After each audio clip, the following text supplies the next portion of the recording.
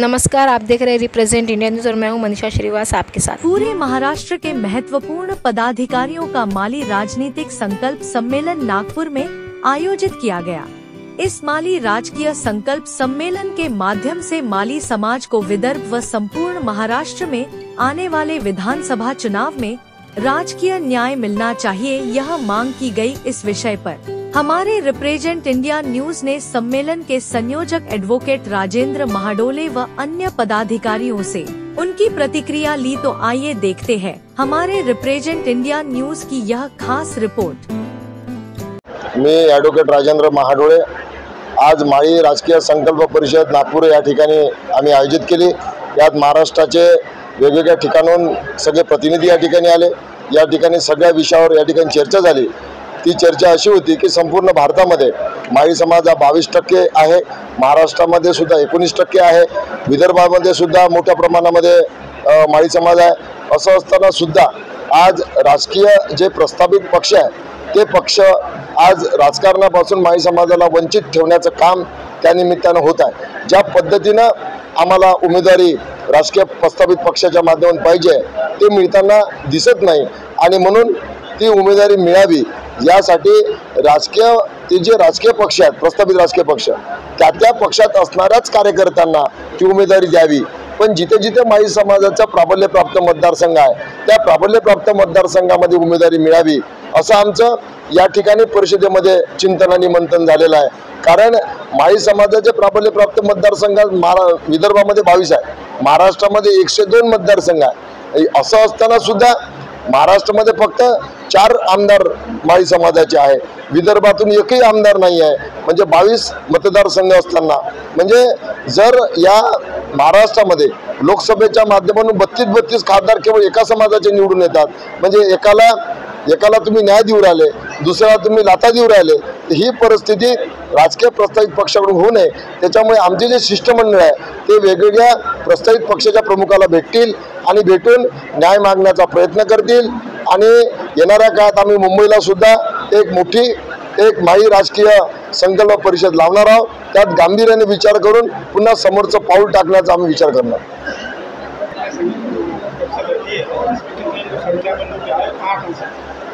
आज या माळी राजकीय संकल्प परिषदेमध्ये पुणे, नाशिक, मुंबई, बुलढाणा, अकोला, गडचिरोली, वर्धा, महाराष्ट्रातल्या जवळपास जिल्ह्यांमधून या ठिकाणी प्रतिनिधी आले। त्यांची संपूर्ण या ठिकाणी चर्चा आणि मंथन झालं। त्या चर्चा मंथनातून एक सूर असाही निघाला की माळी समाजाचंच नव्हे तर ज्या समाजाचे मतदारसंघ त्या समाजाचे प्राबल्य प्राप्त आहे, म्हणजे धनगर असो, वंजारी असो, कैकाडी असो, त्या समाजाला सुद्धा जिथे जिथे मतदारसंघ त्या समाजाचे प्राबल्य प्राप्त आहे। म्हणजे माळी समाजासाठीच आम्ही हक्काचे बोलणार आलो, तर त्या समाजासाठी हक्काचं बोलू आलो की जे समाज प्राबल्य प्राप्त आहे त्या समाजाला सुद्धा प्रस्थापित राजकीय पक्षांनी त्यांना सुद्धा न्याय द्यावा, त्यांना सुद्धा उमेदवारी विधानसभेच्या माध्यमातून द्यावी। विधानसभेतच नव्हे तर जिल्हा परिषद, नगरपालिका आणि पंचायत समितीला सुद्धा प्राबल्यप्राप्त मतदारसंघामध्ये न्याय मिळावा ही रास्त मागणी घेऊन आम्ही प्रस्थापित पार्ट्यांचे सोबत शिष्टमंडळ चर्चा करणार आहे। मी प्राध्यापक डॉक्टर संतोष श्रीकृष्ण उशे। आज आम्ही इथं नागपूर येथे आमदार निवासाच्या हॉलमध्ये पहिली माळी राजकीय संकल्प परिषद घेतली। याच्यामध्ये आमच्या प्रमुख मागण्या हे आहेत की या महाराष्ट्रामध्ये, म्हणजे महाराष्ट्रात म्हटल्यापेक्षा आता समजा विदर्भाचं जर उदाहरण घेतलं तर 56 मतदारसंघापैकी 22 मतदारसंघ असे आहे की जिथं माळी लोकांची संख्या जास्त आहे। तर जिथं या लोकांना प्रतिनिधित्व आमच्या, म्हणजे ते कुठल्याही पक्षाचे असो, कुठल्याही राजकीय पक्षामध्ये काम करत असलेला माळी समाजाचा कार्यकर्ता, तर त्याच्यासोबत न्याय झाला पाहिजे की या 22 मतदारसंघात मॅक्झिमम लोकांना, म्हणजे माळी समाजाच्या कार्यकर्त्यांना तिथं उमेदवारी दिल्या गेली पाहिजे। आज आम्ही पाहिलं की लोकसभा मतदारसंघात आता जे झाले 48 पैकी 33 लोक हे एका विशिष्ट समाजाचे आहेत आणि ते समाजाचा विषय तिथं, म्हणजे कसं की त्या राष्ट्रभावना, धर्मभावना आमच्या उद्भूत करून हे आम्हाला वोटिंग करायला भाग पाडतात। इव्हन कौटुंबिक भांडणात सुद्धा सगळ्या लोकांना आम्ही इन्व्हॉल्व होतो की जिथं आपलं म्हणजे भावजाई आणि ननद एकत्र लढतात, परंतु तिथं आम्ही तो प्रेस्टिज पॉईंट वेगळा करतो। परंतु खऱ्या अर्थानं जो वंचित समाज आहे हा जो ओबीसी घटक आहे, ज्याला 33% आरक्षण तुमच्या स्थानिक स्वराज्यामध्ये आहे, परंतु स्थानिक स्वराज्य संस्थेमध्ये सुद्धा ते आरक्षण दुसराच कोणतरी हिरावून नेतो खोटं सर्टिफिकेट घेऊन. आणि मी तर हे म्हणेल किंवा आमच्या या परिषदेमध्ये आम्ही असं म्हणतोय की बा 33% आरक्षण जे स्थानिक स्वराज्य संस्थांमध्ये आहे ओबीसींना जे काही आहे, तर तेच रिझर्वेशन विधानसभा विधान भवन म्हणजे ज्याला म्हणतो विधान परिषद लोकसभा राज्यसभेत का नसावं हा सुद्धा एक प्रश्न आहे.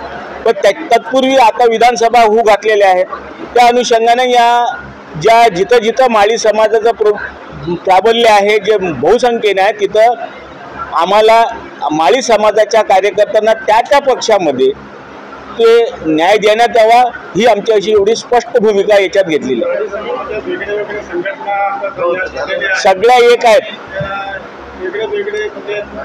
सगळ्यांची मागणी एक आहे. मनभेदी नाही, म्हणजे मतभेद तर नाहीच नाही, परंतु मनभेद तर अजिबातच नाही. बरोबर आहे. तो टाइम शेड्यूल प्रमाणे जसं कोणाचं कसं जमतंय ह्या महाराष्ट्रभर वनवा पेटतो आता, आणि होऊ शकतं की पुढच्या लोकसभेपर्यंत तो देशभर लोन पसरेल्याचं.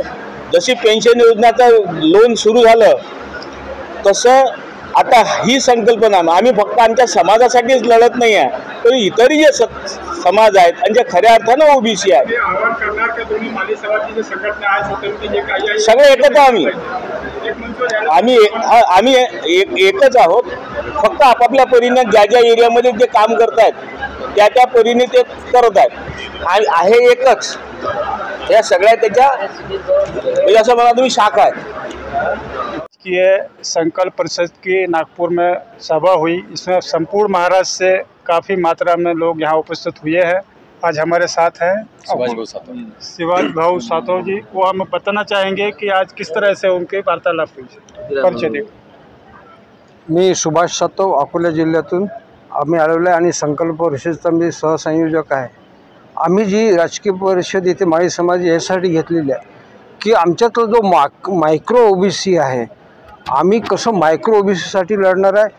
हे विशिष्ट जातीचे लोक आरक्षण कशासाठी मागून राहिले. जिल्हा परिषद, पंचायत समिती, ग्रामपंचायत, वार्ड मेंबर, आधीचं तर खासदार आमदाराचं त्यांचं आरक्षण आहेत.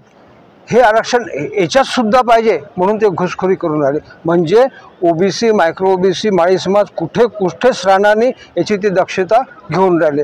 याला विरोध म्हणून आम्ही नुसतं विधानसभेसाठी नाहीच, येणारी नगरपालिका आहे, पंचायत समिती आहे, ग्रामपंचायत आहे, तरच खेड्यातल्या लहान लहान ग्राम शाखा आहेत आणि ग्रामशाखेतील जे सरपंच आहे, उपसरपंच आहे, ग्रामसेवक आहे, यांच्यासुद्धा ज्या निवडणुका होतात याच्यातसुद्धा आम्हाला प्रतिनिधित्व भेटत नाही. आणि आता म्हणतात की आम्हाला आरक्षण द्या. त्याच्यातूनच ही लढाई खास त्याच्यासाठी आहे. आणि आमचे तुम्ही ज्याप्रमाणे म्हणतात, आमच्या महाराष्ट्रात राजकीय संघटना भरपूर आहे माळी समाजाच्या.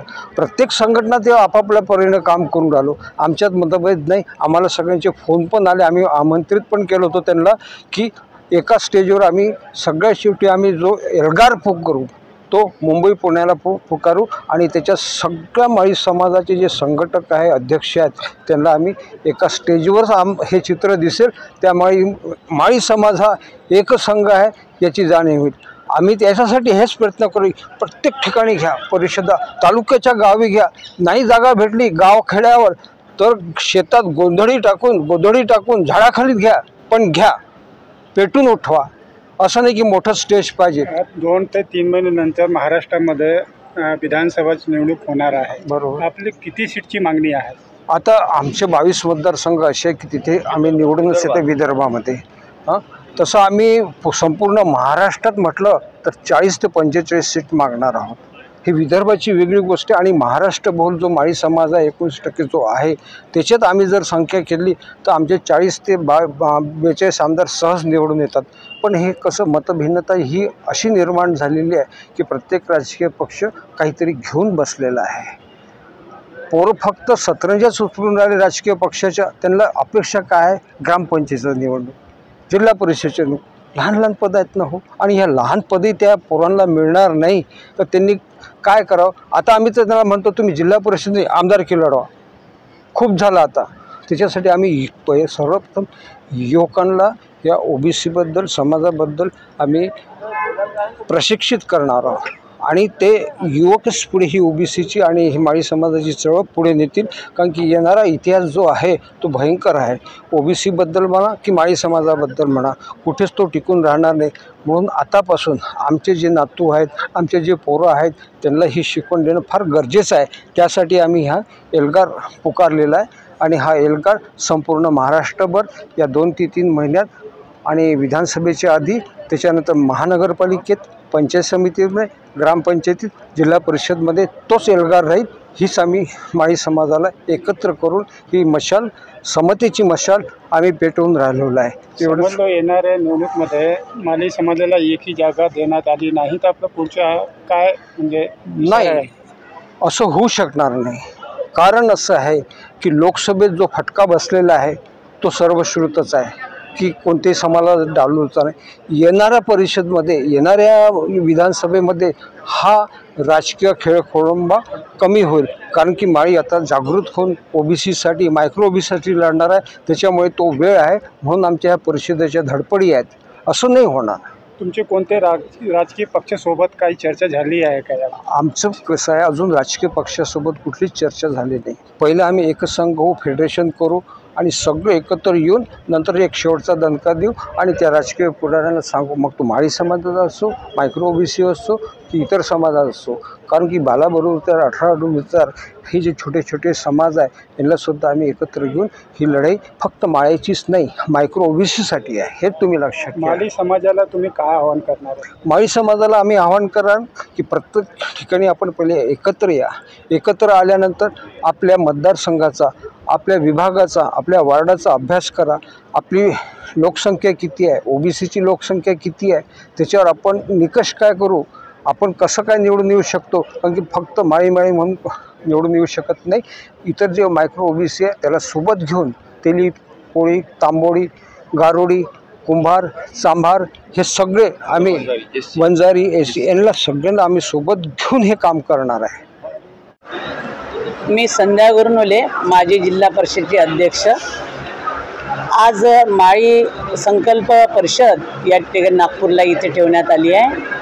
माळी संकल्प परिषदेचा उद्देश एकच आहे की येणाऱ्या विधानसभेमध्ये माळी समाजाला प्रतिनिधित्व द्यावं आणि माळी समाजाचा सर्वांगीण विकास व्हावा या दृष्टिकोनातून माळी परिषद या ठिकाणी घेण्यात आली. महाराष्ट्रामध्ये 19% माळी समाज असलेल्या महाराष्ट्रामध्ये फक्त आम्हाला 4 आमदार पाहताना म्हणजे आपण 4 आमदार बघायला मिळतात. परंतु चंद्रपूर जिल्ह्यात असेल, गडचिरोली असेल, नागपूर असेल, अकोला असेल या जिल्ह्यामध्ये मोठं प्राबल्य माळी समाजाचं आहे. आणि मी चंद्रपूरहून आले आहे. चंद्रपूर जिल्ह्यामध्ये 2 विधानसभा अशा आहे की माळी समाजाचा प्राबल्य आहे. परंतु आजपर्यंत माळी समाजाला अजूनही एकही तिकीट दिली नाही किंवा प्रतिनिधित्व दिलं नाही. जिल्हा परिषदला काही प्रतिनिधित्व दिलं, परंतु महिलांच्या बाबतीत जर बोलायचं झालं तर महाराष्ट्रामध्ये एकाही महिलेला या ठिकाणी प्रतिनिधित्व मिळालं नाही. तर या ठिकाणी महिलांचा सर्वांगीण विकास कसा होईल हे भविष्यामध्ये चिंता लागलेली आहे. म्हणून या ठिकाणी 33% जे आरक्षण महिलांना दिलं आहे त्या आरक्षणाच्या माध्यमातून महिलांना प्रतिनिधित्व द्यावं. ज्या महिला नेतृत्व करू शकतात, ज्या महिलांचं नेतृत्व मोठं आहे, अशा महिलांना प्रतिनिधित्व देण्याची मागणी आम्ही या ठिकाणी सरकार म्हणून जे आत्ता भारतीय जनता पार्टी, शिवसेना असेल आणि अजित पवार गट असेल किंवा बाळासाहेब उद्धव ठाकरे असेल, काँग्रेस असेल किंवा या ठिकाणी शरद पवार जी असेल, ज्या पक्षामध्ये जे आमचे या ठिकाणी नेतृत्व आहे त्या नेतृत्वाला संधी द्यावी ही आमची मागणी आहे.